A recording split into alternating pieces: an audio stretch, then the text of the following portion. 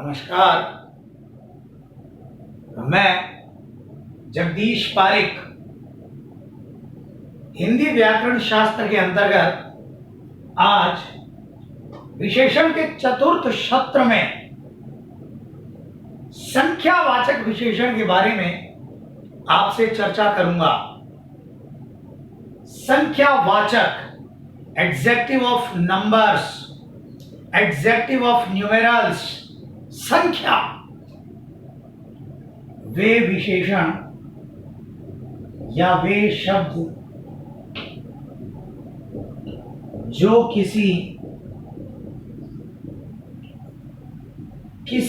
कोई भी संज्ञा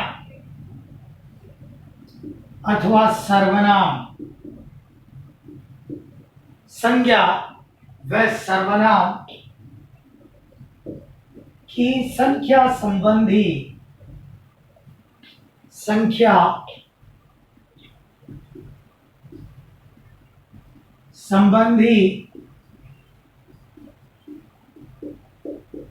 विशेषताओं का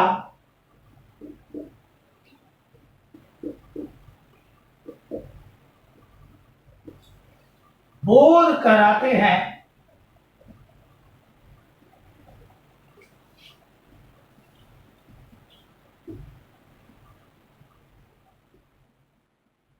संख्यावाचक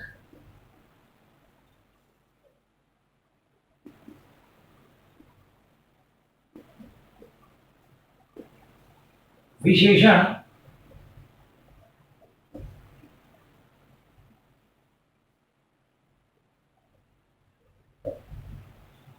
संज्ञा तथा सर्वनाम की संख्या संबंधी विशेषताओं का संख्या, वे सभी शब्द संख्यावाचक विशेषण कहलाते हैं। आप उदाहरण के लिए इसे समझने का प्रयास कीजिए।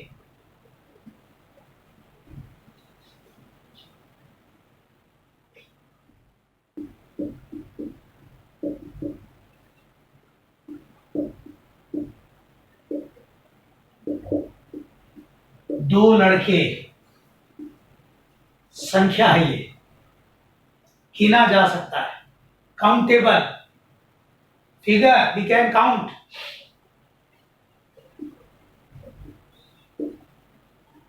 तीसरी मंजिल,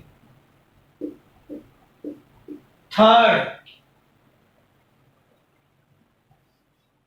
आठवां,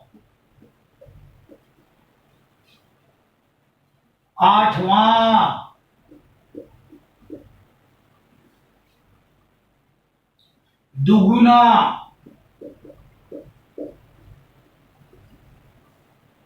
छह महीने में धन दुगुना, डबल।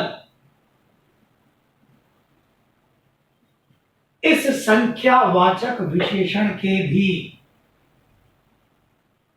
दो उपभेद और हैं। ठीक परिमाणवाचक विशेषण की तरह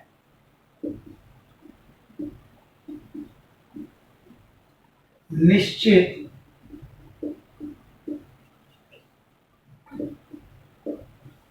संख्यावाचक व दूसरा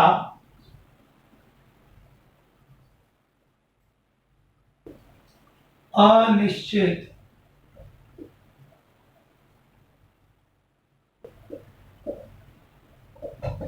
संख्यावाचक। संज्ञा तथा सर्वनाम की निश्चित संख्या का बोध,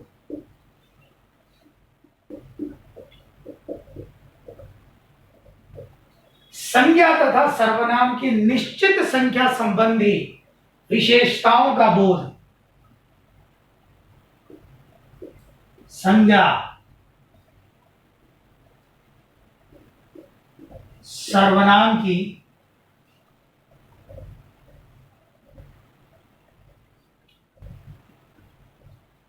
अनिश्चित संख्या संबंधी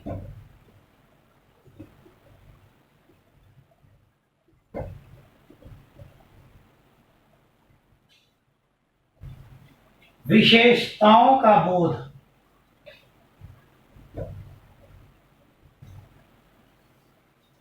सिद्धांत। उदाहरण। एक, दो, तीन, दूसरा, तीसरा, तिगुना, दोनों, दोनों के दोनों, चारों के चारों, पच्चीसी, बत्तीसी, सैकड़ा, हर, प्रति, अनिश्चित। कुछ।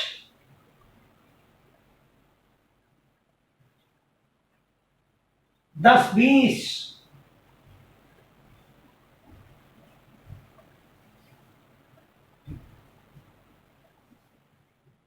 सौ, एक। ये सभी अनिश्चित के भेद हैं। निश्चित संख्यावाचक विशेषण के भी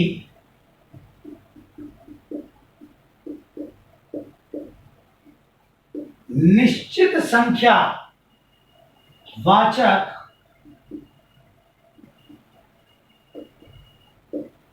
विशेषण के भेद। निश्चित संख्यावाचक विशेषण भी 7 उपभेदों में बांटा गया है। 7 भेद होते हैं। आप समझिए, पूर्ण संख्यावाचक,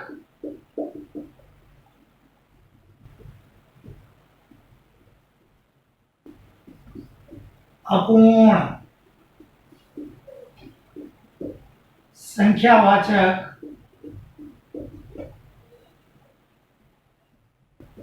क्रमवाचक।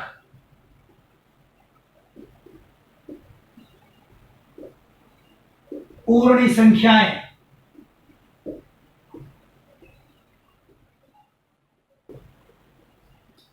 आवृत्तिवाचक,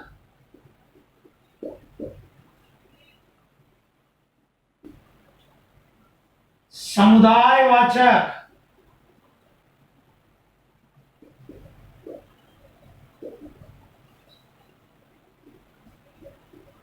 समुच्चयवाचक,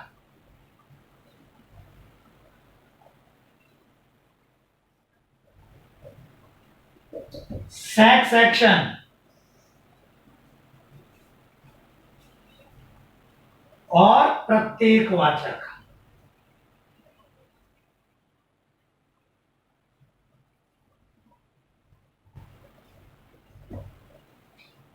ये 7 संख्यावाचक विशेषण के भेदों के अंतर्गत रखे गए हैं। पूर्ण संख्या। उदाहरण से इसे समझने का प्रयास करते हैं। पूर्ण। 1, 2, 3। आप हिंदी में देखिए। 1, 2, 3। अपूर्ण। पूर्ण नहीं है जो। 1/4, 1/2। हिंदी में आधा, चौथाई, पौना, 1/4, सवा, 2/2, ढाई, 3/2, 3.5। अपूर्ण। क्रम। पहला, दूसरा, तीसरा, पहली, दूसरी, तीसरी। आवृत्ति। रिपीट। 2 की आवृत्ति। दुगुना, 3, तिगुना, 4, टेट्रा, चौगुना, पेंटा, हेक्सा। समुदाय। समुदाय अर्थात समूह। 2 का समूह हो गया दोनों, 3 का तीनों, चारों, पांचों के पांचों, आठों के आठों, समुच्चय, सेट, संख्याओं के सेट को, मैथमेटिक्स में यदि आपने सेक्शन पढ़ा है, संख्याओं के सेट को समुच्चय कहते हैं। सेट, आप दांत को छोड़िए 32, 32 सेट है ये। हनुमान को छोड़िए 40 सेट है ये, 40 चौपाइयों का। आप रनों को, सचिन तेंदुलकर को छोड़िए, सैकड़ा, 100 का सेट है। राम बाजार से 1 दर्जन केले लाया, दर्जन 12 का सेट है। एक दुकानदार ने 12 गुरूस पेंसिलें खरीदी। एक गुरूस में आते हैं 12, और 12 गुरूस में 12 दर्जन, 12 इंटू 12 इंटू 12, 12।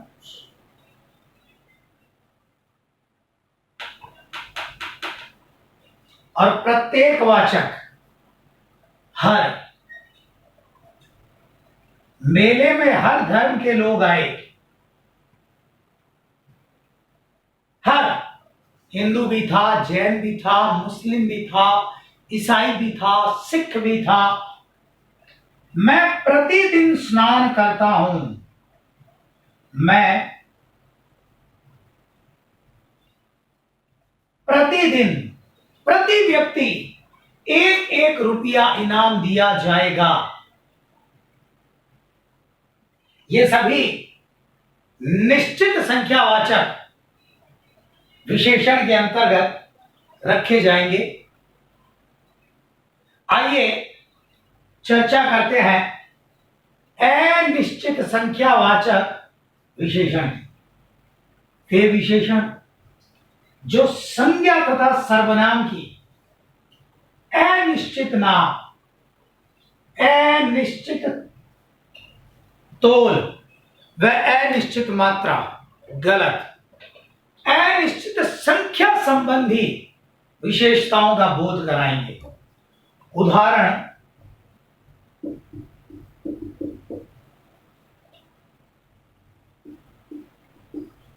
कल 2 लड़के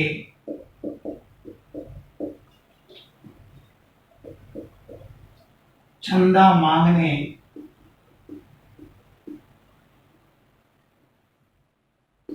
मेरे घर आए, और यही इस 2 के स्थान पर कल कुछ लड़के, ये 2 कैसा है? निश्चित, कुछ।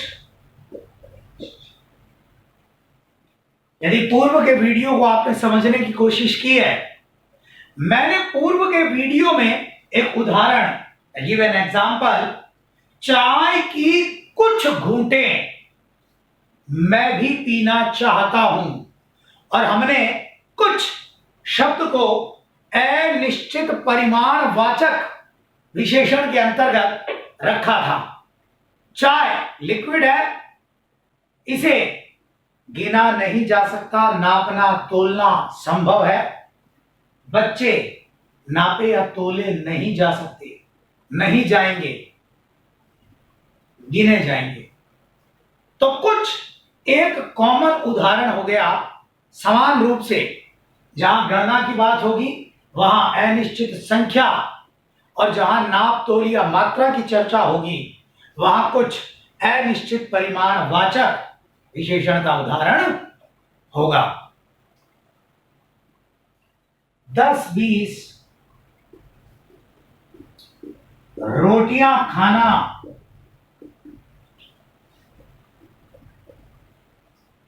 मेरे बाएं हाथ का खेल है।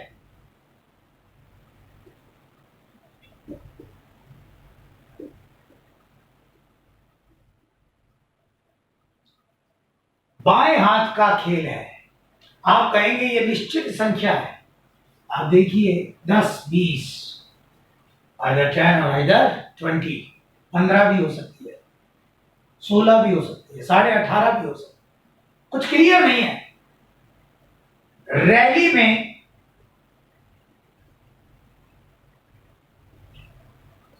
हजारों लोग आए।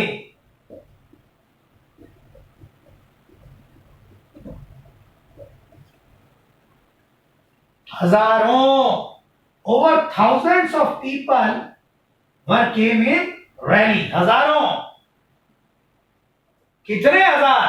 3,000, 4,000, 50,000, निश्चित हजारों लोग आए, है निश्चित। तो हमने चर्चा की निश्चित संख्यावाचक वे विशेषण जो संज्ञा तथा सर्वनाम की निश्चित नाम, निश्चित तौल, निश्चित मात्रा नहीं, निश्चित संख्या संबंधी विशेषताओं का बोध कराते हैं। 7 भेद हम चर्चा कर चुके हैं। अनिश्चित संख्यावाचक विशेषण वे विशेषण जो संख्या तथा सर्वनाम की अनिश्चित नाम, अनिश्चित तौल, अनिश्चित मात्रा नहीं, अनिश्चित संख्या संबंधी विशेषताओं का बोध कराते हैं। अनिश्चित संख्यावाचक विशेषण कहलाते हैं। उदाहरणों से मैंने अपनी बात समझाने का प्रयास किया है। इसी प्रकार आगे विशेषण के आगामी सत्रों के अंतर्गत हम विशेषण के अन्य उपभेदों व भेदों के बारे में चर्चा करेंगे। धन्यवाद।